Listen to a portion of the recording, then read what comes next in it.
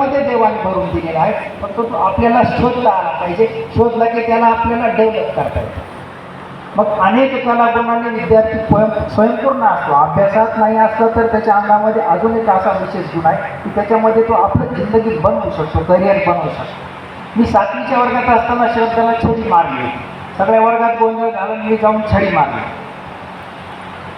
दुपारच्या 12 वाजेपासून तर 2 वाजेपर्यंत इंटरव्ह्यू झाली. ती मुलगी माझ्याच मागे फिरत होती. मित्र बोललेच नाही, छडी काच मारली साहेब. हा म्हणजे मी जर चूकच केली नाही तिची शिक्षा मी का बघायची. मला स्पार्किंग झालं. ही पोरगी एवढी भांडते, हिला आपण डेबिटमध्ये न्यायला पाहिजे. तिच्याला शोधलं, तिचं मी भाषणं तयार केली, तिला गेले आणि जिथं जिथं लिहिलं तिला तिचा नंबर काढून आला. म्हणजे विद्यार्थ्यांमध्ये विशेष गुण असतो. असे काही विद्यार्थी दैभाते श्रीकांत दैभाते स्पार्किंग आहे, ज्याच्या वडिलांनी त्याच्या शिक्षणासाठी स्वतःचं घर विकलंय. मुलगा ते घर सोडवण्यासाठी आज प्रयत्न करतो. श्रीकांत दैभाते MD स्पाईल महाराष्ट्रात मराठवाड्यातला सगळ्यात मोठा सर्जन आहे. त्या विद्यार्थ्याला पाहिल्यानंतर तो असे प्रश्न विचारायचा सांगायचे की बुद्धीला पण अभ्यास करायला लागायचा. परीक्षा देत असताना त्याची परिस्थिती इतकी विचित्र होती की तो असं वाटायचं की सर हे डोक्यावर परिणाम होतो. पण त्याने त्याचं ध्येय पूर्ततेकडे नेलं. विलास चव्हाण आहेत, डॉक्टर विलास चव्हाण बसलेले MD कार्डिओलॉजिस्ट आहेत, माझे विद्यार्थी. 12वीला असताना वैशालीला मार्क कमी पडले, मार्क फिजिक्समध्ये नापास झाली, फिजिक्स विषयामध्ये. ती पण डॉक्टर आहे, लक्षात घ्या. आणि त्यांनी जे सहकार्य केले भाऊ म्हणून, बघा जबाबदाऱ्या कुठं कुठं कोण कशावर चालतं. त्याने तिला माझ्यापेक्षा जास्त करिअर केलं. सांगितलं की बाबा हे विषयात नापास होणे हा तुझा काही म्हणजे अपयश नाही. एखाद्या विषयामध्ये विद्यार्थी नापास झाला म्हणजे तो पूर्ण त्याच्या आयुष्यातून उठला असं होतं.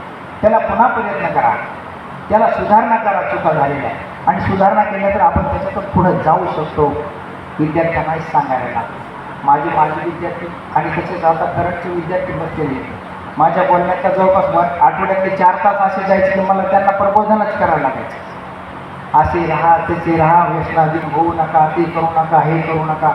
मग जसे हे आठवणीत राहतात चमकणारे तारे, तसे काही तसे आठवणीत राहतात. आता प्रसाद महाराजांनी सांगितलं की माझ्या गावचे 3 विद्यार्थी स्टेजवर आहेत.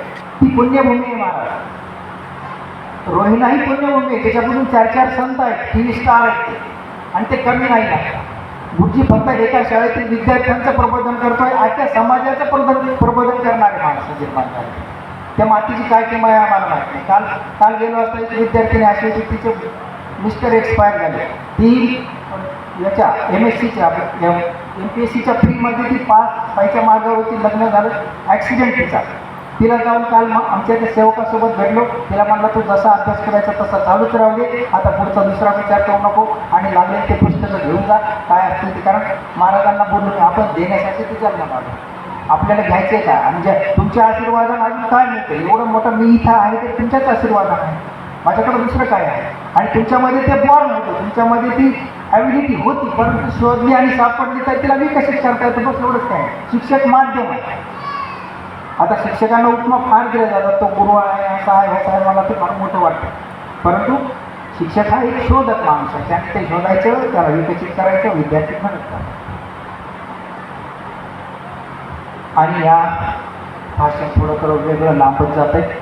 मी सगळ्यांना इथे बसलेल्या माझे आजी विद्यार्थी, माझ्या शाळेतले सर्व स्टाफ, माझे आपले नातेवाईक आणि या कार्यक्रमासाठी आपण आवर्जून उपस्थित राहिलात. बोलण्यासारखं आहे, पण मला जे बोलायचं होतं मी त्या माझ्या विद्यार्थ्याच्या माध्यमातून माझं काम करून घेतलं.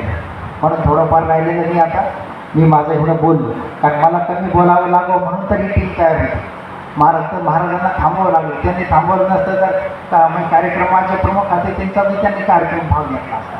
त्यांचे बोलण्याची क्षमता प्रचंड आहे. ते म्हटले ना 1 तास कमीत कमी जास्तीत जास्त, मग तुम्ही जोपर्यंत झोपत नाही तर उठून जात नाही तोपर्यंत बोलू शकता. या कार्यक्रमाला आपण आवर्जून उपस्थित राहिला त्याबद्दल मी तुमचे धन्यवाद मानतो.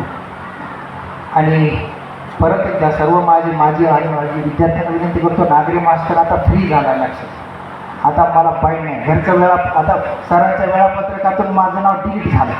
आता घरी एक वेळापत्रक घ्यायचं. म्हणजे 15 दिवसापासून माझी म्हणजे पत्नी म्हणत होती या माणसाचं काय करायचं नेमका. आता मला प्रश्न म्हटला, आता एका वेळापत्रकातून सुटलं तर दुसऱ्यात बसायचं. म्हणलं तुम्ही वेळापत्रक काय पण ठरवा, आपण त्याच्यात काम करायला तयार आहे.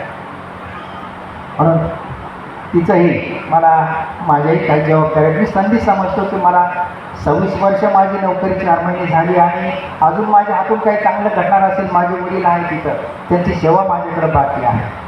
माझी पत्नी सर्व्हिसमध्ये आहे, तिला मला वेळ द्यायचा आहे. माझे 2 मुलं 2 ठिकाणी आहेत, त्यांच्यासाठी मला वेळ द्यायचा आहे. असे कित्येक पाहुणे रावणे माझे बसलेले की लग्नाला जाता नाही आलं. मी कुठं कुठं कोणाचे काय काय कार्यक्रम मिस केले त्या परीक्षेमुळं शाळेमुळं मला माहिती नाही. मला त्यांना वेळ द्यायचा आहे. जे जुने नाते काही मला डिटॅच व्हायला आले होते ते मला परत जोडायचे तर मित्रांनो, काही नवीन मित्र जोडायचे तुमच्या माध्यमातून यायचे. माझी एक NGO आहे, त्याचे काम करतात श्रद्धाजी जाधव, ते जागृती प्रतिष्ठान, याच्या माध्यमातून आपण परत भेटत जाऊ, परत एकत्रित येण्याचा प्रयत्न करू. चांगली माणसं जोडण्याचा आपण नेहमी छंद बाळगला पाहिजे.